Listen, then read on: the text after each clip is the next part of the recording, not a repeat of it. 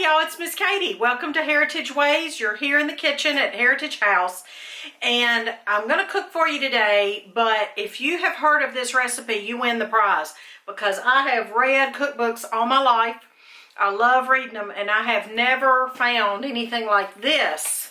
But we are going to fancy up a box of instant mashed potatoes. So stay tuned, and then let me know if you've ever heard of anything like this, and we'll see how it tastes too.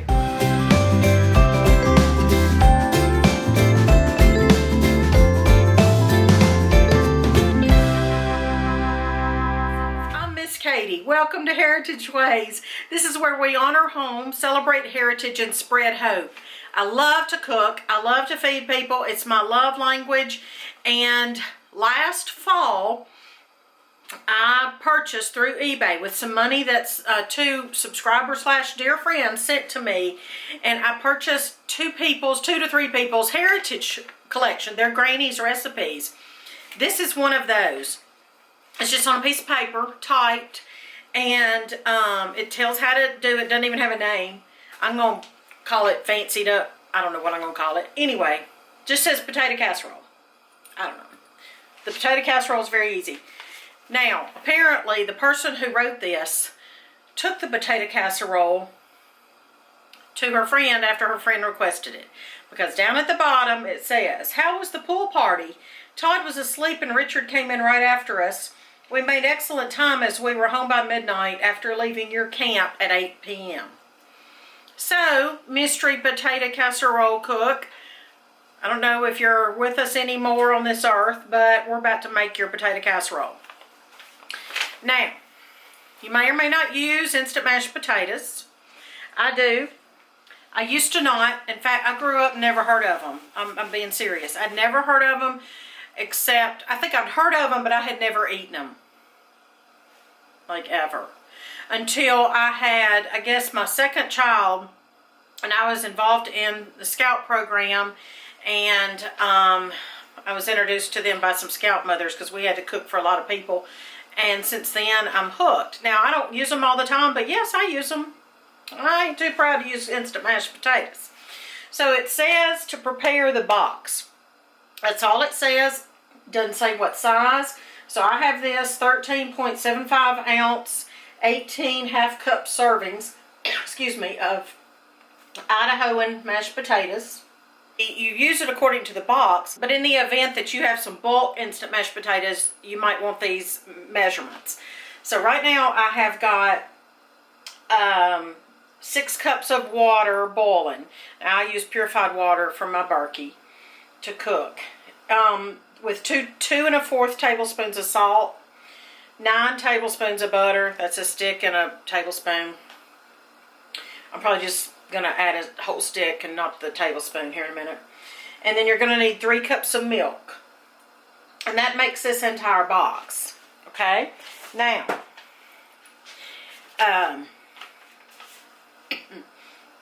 make mashed potatoes according to the directions on the instant mashed potatoes box. But add, oh, wait a minute. We're not there yet. Let me finish making these mashed potatoes. I'll bring it over here to the bar area. And then we'll add 2 ingredients. Then we're going to bake it. Directions on the box say to get your water and your salt and your butter boiling. Then it says to turn off the heat. Add your 3 cups of milk. I got my good old healthy milk over here. Can't beat it with a great big stick. It's wonderful. And then to add the box of potatoes, put it in there, gently stir. So that's what I'm going to do. Then I'm going to bring it over here and we're going to add the other 2 ingredients. Okay, I've done that. I'm needing to stir it some more. It seems super dry, but the other 2 ingredients we're putting in here, we're going to try to take care of that. And I'm going to go ahead and add, while I'm stirring this up, so an 8-ounce package of cream cheese, softened, but to be honest, I didn't take this out of the refrigerator fast enough, or soon enough rather. So it's not softened, but I'm going to go ahead and add it right now as I'm stirring the potatoes into the milk and the water. You didn't see that. Okay, now the other ingredient is French onion dip. This is something I had to go buy because I don't keep it. But when I buy something like this, I make sure I get it as natural as possible. This actually says natural, and it's only got milk, cream, salt, onion, sugar, yeast extract. Now that's another word for MSG. My friend Stacy at Off Grid with Doug and Stacy, one time we were visiting them, and we were talking about this, and she informed me of that. So anyway, just know that. Spice, natural flavor, and enzymes. But the other one that they had a list this long of ingredients. So I bought this one. This is a local brand. I like to, you know, give my money to local, like made in Ohio. All right, and it says, wait a minute, let me see. Add 8 ounces of softened cream cheese and a small container of French onion chip dip. Here's what I'm going to do. I'm going to only put half of it, because if I remember correctly from the 70s, when we would have slumber parties, you know, those little chip dips were about that big, which, oh my goodness, you had to buy 29 of them for all us girls at the slumber party. But that was probably 8 ounces. So I'm going to add half this. I'm going to add 8 ounces of the French onion dip.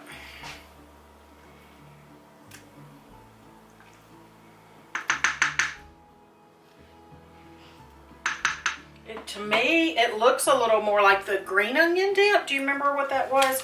Because it doesn't look exactly like French onion, but that's okay. Mix until cream cheese and chip dip are dissolved. Okay.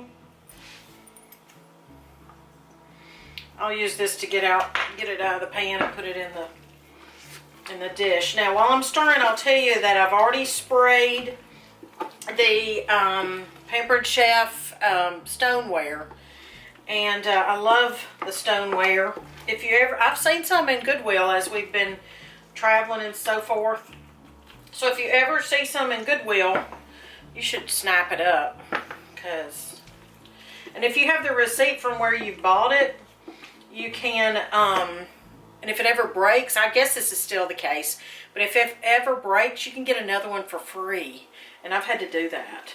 I mean, it is breakable, but it's kind of a wild and crazy and wonderful guarantee thing they've got. Okay, so I've mixed this, and let's put it in my Pampered Chef stoneware. All right, now it does say too, and I'm going to tell you this at this point. Place in a greased casserole dish and bake at 350 for about an hour or until brown and set. I sometimes put chives or parsley on top for color. You can also put grated cheese on top. And then they talk about the pool party. What I'm going to do, because my chives are not fresh, and quite honestly, I mean, I don't know how old they are. So I'm going to actually put probably a tablespoon or so in the potatoes at this point, instead of putting them on top, because that's not going to be that pretty on top. It's just dried. I have sprayed this spray I got the other day at the health food store. It was buy one get one for, or it was half off.